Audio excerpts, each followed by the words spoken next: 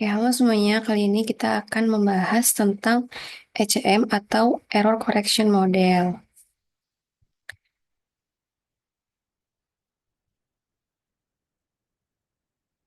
Nah, ECM adalah model ekonometrika yang digunakan untuk menganalisis hubungan jangka pendek antar variabel yang memiliki hubungan jangka panjang atau kointegrasi. ECM ini menggabungkan perubahan atau differencing variabel jangka pendek dengan kesalahan kointegrasi atau error correction term dari hubungan jangka panjang. ECM digunakan karena banyak data ekonomi bersifat non-stasioner tapi memiliki hubungan jangka panjang yang stasioner setelah dikointegrasikan. Dan untuk menghindari hasil regresi palsu atau spurious regression dan memungkinkan pemodelan hubungan jangka pendek dan jangka panjang secara bersamaan. Nah, ECM biasa digunakan oleh ekonom dan peneliti ekonomi, analis keuangan, akademisi, dan mahasiswa yang meneliti hubungan antar variabel makroekonomi seperti inflasi, suku bunga, dan pertumbuhan ekonomi. ECM digunakan ketika variabel-variabel dalam model adalah non-stasioner tetapi kointegrasi. Setelah dilakukan uji akar unit atau unit to test dan uji kointegrasi seperti Angel Granger atau Johansen. Dan ketika ingin mengetahui pengaruh jangka pendek dan bagaimana sistem kembali ke keseimbangan jangka panjang. Nah, ECM ini diterapkan dalam penelitian ekonomi makro dan mikro, analisis kebijakan publik, kajian akademis dan tugas akhir mahasiswa, perencanaan keuangan dan prediksi ekonomi di lembaga riset atau institusi pemerintah. Dan bagaimana langkah-langkah dalam penggunaan ECM? Di sini langkah-langkah umum penggunaan ECM. Yang pertama, yaitu melakukan uji stasionaritas masing-masing variabel, bisa menggunakan ADF atau PP-test. Yang kedua, uji kointegrasi antar variabel. Yang ketiga, jika kointegrasi terdeteksi, bentuk model regresi jangka panjang. Kemudian, hitung residual dari model jangka panjang. Dan yang kelima, menggunakan residual sebagai error correction term. Untuk lebih jelasnya, kita akan demonstrasikan menggunakan RStudio. Makanya di sini sudah dibuka RStudio. Langkah pertama yang kita lakukan yaitu impor datanya seperti biasa. Kita masuk ke impor dataset, masukin dari Excel. Kemudian kita cari datanya. Di sini kita masukin. Sambil menunggu kita rename datanya menjadi data saja. Oke, sini sudah masuk, jadi kita langsung impor aja. Oke.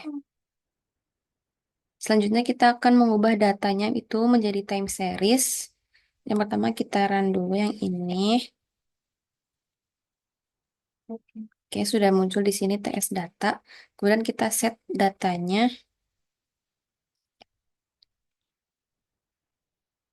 Nah, di sini bisa kita cek. Di sini sudah muncul tahunnya itu dari 86 sampai 2015.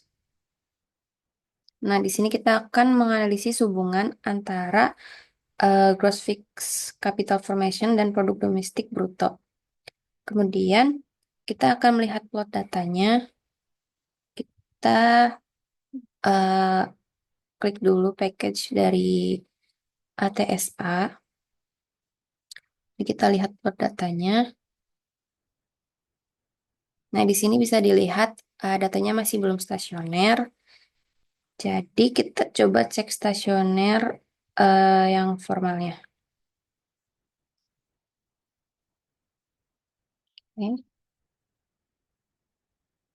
Nah, karena datanya belum stasioner di level, jadi kita coba di force difference. Oke, coba kita menggunakan ADF test.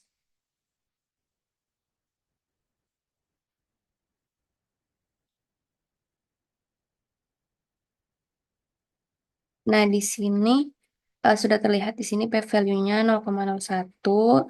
Artinya dia sudah stasioner di force difference. Selanjutnya, kita akan regresi dengan uji kointegrasi. Di sini kita ke package. Kita cari package stat. Oke, cari di sini yang LM. Sini. Nah, di sini ada rumusnya seperti ini. Ini masuk kita sudah masukin ke sini. Ini kita run dulu.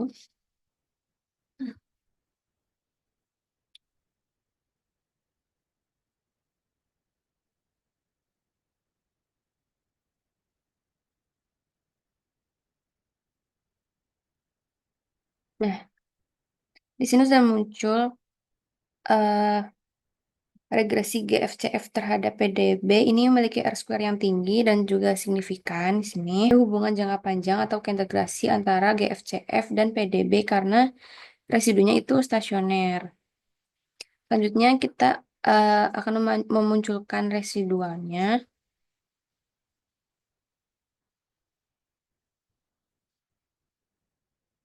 Nah, di sini kan nih 0,01. Jadi di sini dikatakan stasioner. Kemudian kita selanjutnya akan pembentukan model ECM-nya. Yang pertama itu mengubah ke time series dulu.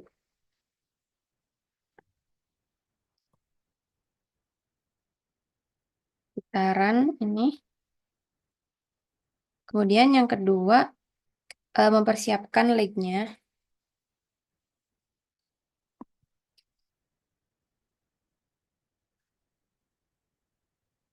Putaran script yang selanjutnya. Kemudian gabungkan objek time series-nya.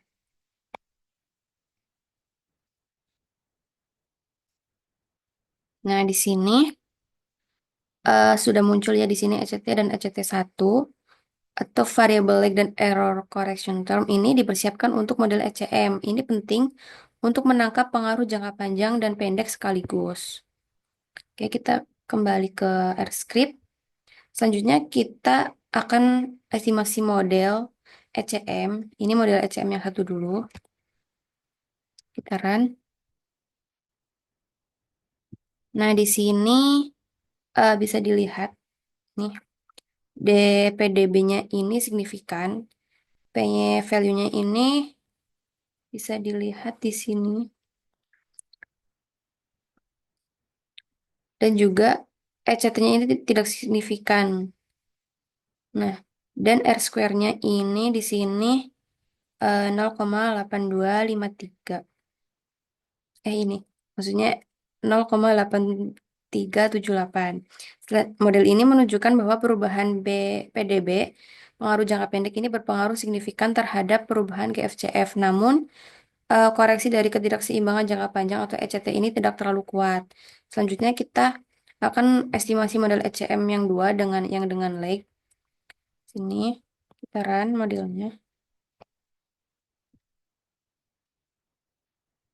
Nah, di sini DPDB-nya signifikan dan lag GFCF dan PDB-nya juga signifikan dan R-square-nya ini 0,8862. Model ini punya goodness of fit lebih baik atau R-square-nya lebih tinggi, tapi variabel lag-nya ini tidak signifikan yang berarti pengaruh masa lalu dari GFCF dan PDB ini tidak terlalu kuat dalam menjelaskan perubahan GFCF saat ini. Nah, selanjutnya kita akan uji autokorelasi. Kita di sini eh, cari package. Coba LM test di package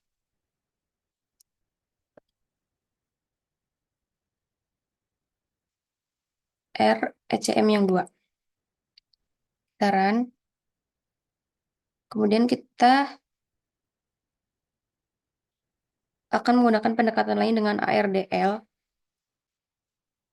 Di sini coba kita cari package ARDL.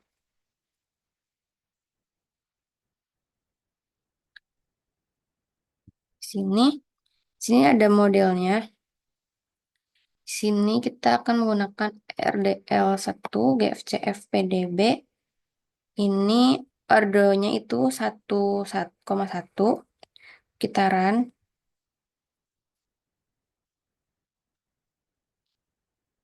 Nah, di sini juga stasioner ya, teman-teman. Kemudian kita akan cek apakah ada kointegrasi atau tidak dengan bond test di RDLI tadi.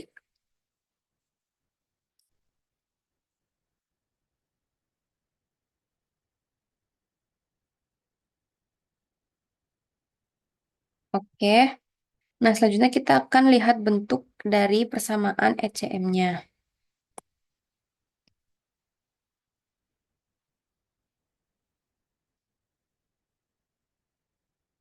Nah, di sini kemudian kita bandingkan outputnya. Nah,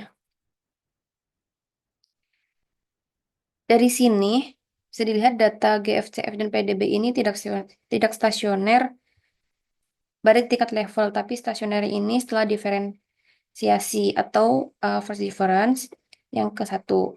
Kemudian ada hubungan jangka panjang atau keintegrasi antara GFCF dan PDB, dan model ECM ini menunjukkan bahwa perubahan PDB ini berpengaruh signifikan terhadap perubahan GFCF dalam jangka pendek. Dan koreksi ketidakseimbangan jangka panjang atau ECT-nya ini lemah. Dan model ECM2 ini punya R-square lebih tinggi, tapi tambahan variabel lag-nya ini tidak signifikan. Sekian, itu saja demonstrasi RStudio dari saya. Terima kasih.